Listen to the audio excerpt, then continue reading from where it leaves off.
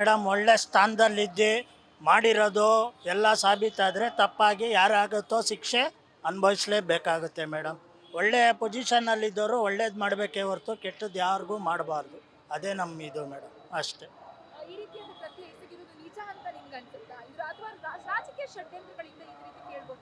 ಹೇಳೋಕ್ಕಾಗಲ್ಲ ಮೇಡಮ್, ಆ ದೇವ್ರಿಗೆ ಗೊತ್ತು. ಅವ್ರು ತಪ್ಪು ಮಾಡಿದರೆ ಅವ್ರಿಗಾಗುತ್ತೆ, ಬೇರೆಯವರೇ ಮುಖಾಂತರ ಮಾಡಿತ್ತು ಅಂದರೆ ಅವ್ರಿಗೆ ಅನ್ವಯಿಸುತ್ತೆ ಮೇಡಮ್, ಅಷ್ಟೇ. ಯಾರು ಮಾಡಿಸಿರ್ತಾರೋ ಇಲ್ಲ ಮಾಡಿದಾರೋ ಅವ್ರ ಮೇಲೆ ಡಿಪೆಂಡ್ ಆಗುತ್ತೆ ಮೇಡಮ್. ಏನ್ ಅನ್ಸುತ್ತೆ ಅದ್ರ ಬಗ್ಗೆ ಮಾತಾಡಿ. ಓಕೆ. ಶಾಸಕ ಮುನಿರತ್ನ ಅವರು 4 ಬಾರಿ ಶಾಸಕರಾಗಿದ್ರು. ಈಗ ಜಾತಿ ನಿಂದನೆ ಮತ್ತು ಜೀವ ಬೆದರಿಕೆ ಕೇಸಲ್ಲಿ ಮೊದಲ ಬಾರಿ ಅರೆಸ್ಟ್ ಆದ್ರು. ಹಾಗೆ ಇದೀಗ ಅವರ ಮೇಲೆ ಅತ್ಯಾಚಾರದ ಕೇಸ್ಗಳು ಅಥವಾ ಹೆಣ್ಣು ಮಕ್ಕಳ ದೌರ್ಜನ್ಯದ ಬಗ್ಗೆ ಕುರಿತಾಗಿ ಸಾಕಷ್ಟು ಅಪವಾದಗಳು ಕೇಳಿ ಬರ್ತಾ ಇದೆ. ಇದ್ರ ಬಗ್ಗೆ ನಿಮ್ಗೆ ಏನ್ ಅನ್ಸುತ್ತೆ? ಇರ್ಬೋದು ಮೇಡಮ್. ಅವರು ಇವತ್ತು ಟಿ ವಿ ನ್ಯೂಸ್ ಚಾನಲಲ್ಲಿ ಬರ್ತಿರೋ ಪ್ರಕಾರ ಅವರು ಮಾಡ್ತಾ ಇರೋದು ಸರಿಯಲ್ಲ. ಒಂದು ಹೆಣ್ಮಕ್ಳನ್ನ ಬಳಸ್ಕೊಂಡು ಕೆಟ್ಟ ನೀಚ ಕಾರ್ಯಗಳಿಗೆ ಹೆಣ್ಮಕ್ಳನ್ನ ಉಪಯೋಗಿಸ್ಕೊಂಡಿರೋದೇ ಒಂದು ದೊಡ್ಡ ತಪ್ಪು ಅವ್ರು ಮಾಡ್ತಾ ಇರೋದು. ಅವ್ರಿಗೆ ಶಿಕ್ಷೆ ಆಗಲೇಬೇಕು. ಅವ್ರದ್ದು ಈಗಾಗಲೇ ಅವ್ರ ಬಗ್ಗೆ ಸಾಕಷ್ಟು ಮೊದಲಿಂದ ಕೇಳ್ಕೊಂಬಂದಿದ್ದೀವಿ ನಾವು. ಅಂದರೆ ಅವರು ಮೊದಲಿಂದನೂ ಈ ಮಲ್ಲೇಶ್ವರಂ ಏರಿಯಾದಲ್ಲಿ ಇದ್ದಾಗಿಂದನೂ ಅವ್ರ ಬಗ್ಗೆ ಅವ್ರ ನೀಚ ಕೃತ್ಯಗಳ ಬಗ್ಗೆ ಸಾಕಷ್ಟು ಕೇಳಿದ್ವಿ. ಇದು ಮಾತ್ರ ತುಂಬ ದೊಡ್ಡ ಮಟ್ಟದಲ್ಲಿ ರಾಜ್ಯಕ್ಕೆ ರಾಷ್ಟ್ರಕ್ಕೆ ಕಳಂಕ ತರುವಂಥ ಒಬ್ಬ ರಾಜಕಾರಣಿಯಾಗಿ ಹೊರಹೊಮ್ಮಿದ್ದಾರೆ. ಅವ್ರು ಈ ಥರ ಎಲ್ಲ ಮಾಡಬಾರ್ದಿತ್ತು.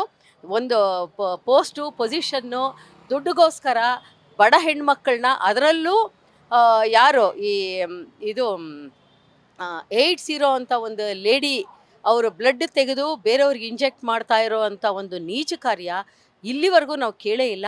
ಇದು ಮಾಡ್ತಿರೋ ತುಂಬ ಅವರಿಗೆ ದೊಡ್ಡ ಮಟ್ಟದಲ್ಲಿ ಶಿಕ್ಷೆ ಆಗಲೇಬೇಕು. ಅವ್ರನ್ನ ಯಾರೂ ಸಪೋರ್ಟ್ ಮಾಡಲೇಬಾರ್ದು. ರಾಜಕಾರಣಿಗಳು ಅವ್ರನ್ನ ಸಪೋರ್ಟ್ ಮಾಡ್ತಾ ಇದ್ದಾರೆ, ಅವ್ರನ್ನ ಹೊರಗೆ ತರ್ತಾ ಇದ್ದಾರೆ, ಬಟ್ ತರಬಾರ್ದು. ಇದು ದರ್ಶನ್ಗಾಗಿರೋ ಅಂಥ ದರ್ಶನ್ ಕೇಸೇ ನಮಗೆ ಮಾದರಿಯಾಗಿದೆ. ಅಂಥ ಒಬ್ಬ ನಟ ಎಂಥ ಕೆಟ್ಟ ಕೆಲಸ, ಎಂಥ ನೀಚ ಕಾರ್ಯ ಮಾಡಿದ್ದಾನೆ, ಅವನ್ನೂ ಹೊರಗೆ ಬರಬಾರ್ದು, ಇವನು ಮೊದಲೇ ಹೊರಗೆ ಬರಬಾರ್ದು. ಇವರಿಗೆ ಜನನೇ ಶಿಕ್ಷೆ ಕೊಡಬೇಕು.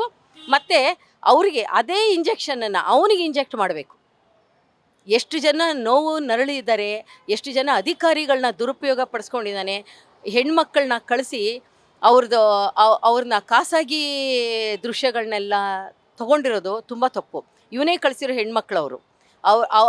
ಆ ಲೈಫ್, ಆ ಜನರಲ್ಲಿ ಎಷ್ಟೋ ಜನ ಲೈಫ್ನ ಹಾಳು ಮಾಡಿದ್ದಲ್ಲದೆ ಇಡೀ ನಮ್ಮ ರಾಜ್ಯಕ್ಕೆ ಕಳಂಕ ತರೋ ಅಂಥ ಒಬ್ಬ ದೊಡ್ಡ ರಾಜಕಾರಣಿ. ಇವನ್ನ ಮಾತ್ರ ದಯವಿಟ್ಟು ಬಿಡಬೇಡಿ. ನಾವು ಘಂಟಾಘೋಷವಾಗಿ ಇದನ್ನು ಹೇಳಕ್ಕೆ ಇಷ್ಟಪಡ್ತೀವಿ. ಇದು ನೀಚ ಕೆಲಸ ಮೇಡಮ್. ಈ ಥರ ಮಾಡಬಾರ್ದು. ಒಬ್ಬ ಮಂತ್ರಿಯಾಗಿ ಅವರು ಜನಗಳಿಗೆ ಒಳ್ಳೆ ಕೆಲಸ ಮಾಡಬೇಕು. ಅವರೇ ಈ ಥರ ಕೆಲಸ ಮಾಡಿದ್ರೆ ಜನಗಳಿಗೆ ಏನು ಉಪಕಾರ ಮಾಡ್ತಾರೆ ಹೇಳಿ ಅವರು? ಇದು ಭಾಳ ದೌರ್ಜನ್ಯ. ಇದು ಮಾಡಬಾರ್ದು. ಇದು ಸತ್ಯ ಇರಬಹುದು ಅಂತ ಅನ್ಸುತ್ತೆ. ಇಂಥ ಅಪವಾದಗಳು ಸತ್ಯ ಇರಬಹುದು? ಇರುತ್ತೆ ಮೇಡಮ್, ಸತ್ಯ ಇರುತ್ತೆ. ಅವರು ಹಣದ ಬಲದ ಅಹಂಕಾರದಿಂದ ಅವ್ರು ಮಾಡ್ತಾರೆ. ಇದೆಲ್ಲ ಖಂಡಿತ ಇದು ನಡೀತದೆ. ಮಾಡಬಾರ್ದು ಇದು. ಮತ್ತು ಇನ್ನೊಬ್ಬರಿಗೆ ಹೆಣ್ಣು ಮಕ್ಕಳಿಗೆ ಈ ಥರ ಅನ್ಯಾಯ ಆಗಬಾರ್ದು. ಇವ್ರಿಗೆ ಒಳ್ಳೆ ಪಾಠ ಕಲಿಸ್ಬೇಕು. ಮುನಿರತ್ನ ಅವರು, ಶಾಸಕ ಮುನಿರತ್ನ ಅವರು ಈ ರೀತಿಯಾದ ಆರೋಪಗಳ ಮೇಲೆ ಅರೆಸ್ಟ್ ಆಗಿದ್ದಾರೆ. ಜೀವ ಬೆದರಿಕೆ, ಜಾತಿ ನಿಂದನೆ. ಇದೀಗ ಹೆಣ್ಣು ಮಕ್ಕಳು ಕೇಸಲ್ಲೂ ಕೂಡ ಅವರು ಫಿಟ್ ಆಗಿದ್ದಾರೆ. ಇದ್ರ ಬಗ್ಗೆ ನಿಮ್ಗೆ ಏನು ಅನ್ಸುತ್ತೆ ಸರ್? ಮೊದಲನೇದಾಗಿ ಹೇಳಬೇಕು ಅಂದರೆ ಮೇಡಮ್, ಬಿ ಜೆ ಪಿಯವರು ಏನು ಅಂದ್ಕೊಂಡ್ರು, ಕಾಂಗ್ರೆಸ್ಸಲ್ಲಿರೋ ಶಾಸಕರನ್ನ ನಾವು ಯಾರೋ ಸ್ವಲ್ಪ ಸಂಪನ್ಮೂಲ ಜಾಸ್ತಿ ಇದೆ ಅಂಥವ್ರನ್ನೆಲ್ಲ ಈ ಕಡೆ ಕರ್ಕೊಂಡ್ರೆ ನಾವು ಕಾಂಗ್ರೆಸ್ಸನ್ನು ವೀಕ್ ಮಾಡ್ಬೋದು ಅಂತ ಅವ್ರು ಅಂದ್ಕೊಂಡು ಆತ್ರವಾಗಿ ಸುಧಾಕರು, ಮುನಿರತ್ನಮ್ಮವ್ರನ್ನೆಲ್ಲ ಕರ್ಕೊಂಡೋದ್ರು. ಕಳೆದ ಬಾರಿ ಕರ್ಕೊಂಡೋದ್ರು. ಬಟ್ ಅವ್ರು ಕರ್ಕೊಂಡು ಹೋಗೋಕ್ಕೆ ಮುಂಚೆ ಅವ್ರಿಗೆ ಅನ್ನಿಸ್ಬೇಕಿತ್ತು ಶಾಸಕ ಅನ್ನೋ 3 ಪದಕ್ಕೆ ಇವನು ಅರ್ಹನಾ ಅಂತ.